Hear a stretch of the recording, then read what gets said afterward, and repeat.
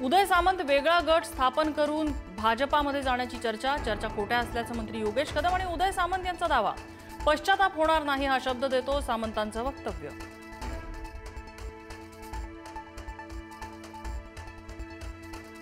भाजयुमोच्या वतीने असलम शेख यांच्या मालाडच्या मालवणीमधल्या कार्यालयासमोर आंदोलन। असलम शेख यांनी मंगलप्रभात लोढा यांना धमकी दिल्याचा आरोप।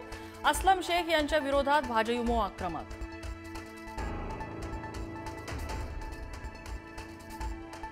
अमित ठाकरेंकडून नवी मुंबईतील शिवस्मारकाला अभिवादन। नेरूळ इथल्या पोलीस ठाण्यात जात अमित ठाकरेंनी स्वीकारली नोटीस।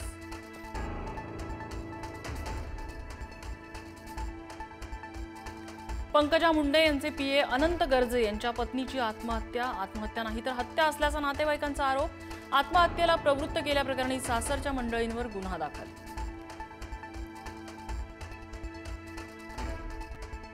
घटना घडली तेव्हा घरात नव्हतो। पत्नी गौरी यांच्या आत्महत्येवर अनंत गर्जे यांची स्पष्टीकरण। घरी पोहोचलो तेव्हा घरचे दरवाजे आतून बंद असल्याची ही गर्जेंची माहिती।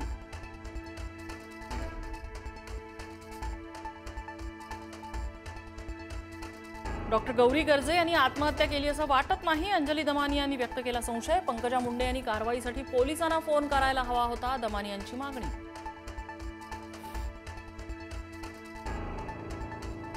अजित पवारांपाठोपाठ चंद्रशेखर बावनकुळेंचीही मतदारांना दमदाटी। माझ्याकडे पट्टे देण्यासाठी महसूल मंत्री म्हणून पेन आहे, पट्टे पाहिजे तर भाजपला मत द्या, बावनकुळेंचं विधान।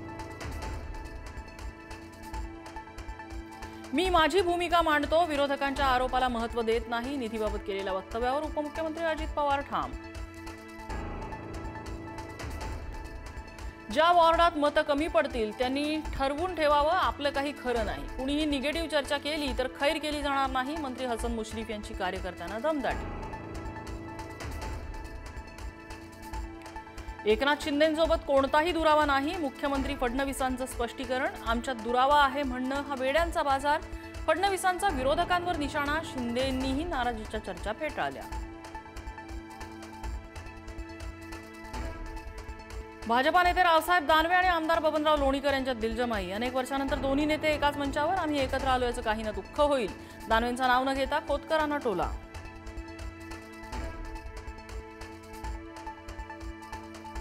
अकलूजच्या आदर्श राजकारणाची वाट लागली। बँका, पतसंस्था, जमिनी आणि कोंबड्याही विकून खाल्ल्या। मंत्री जयकुमार गोरे यांचं विजयसिंह मोहिते पाटलांवर टीकास्त्र। जिल्हा परिषद निवडणूक पुन्हा लांबणीवर जाण्याची शक्यता। उपमुख्यमंत्री अजित पवारांनी व्यक्त केला अंदाज। कोर्टात सुरू असलेल्या प्रकरणामुळे निवडणूक लांबणीवर जाण्याची अजित पवारांनी वर्तवली शक्यता।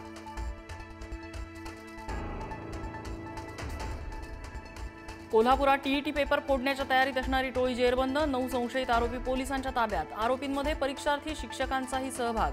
आज संपूर्ण राज्यभरात शिक्षक पात्रता परीक्षा। स्मृती मानधना आणि पलाश मुच्छलचा विवाह सोहळा पुढे ढकलला। वडिलांची तब्येत ठीक नसल्यामुळे स्मृतीचा निर्णय। स्मृतीचे वडील श्रीनिवास मानधना यांना हृदयविकाराचा झटका। सांगलीतल्या रुग्णालयात उपचार सुरू। श्रद्धा कपूरचा भाऊ सिद्धांत कपूरला ड्रग्ज प्रकरणात मुंबई पोलिसांचं समन्स। 25 नोव्हेंबरला आपला जबाब नोंदवण्यासाठी हजर राहण्याचे आदेश।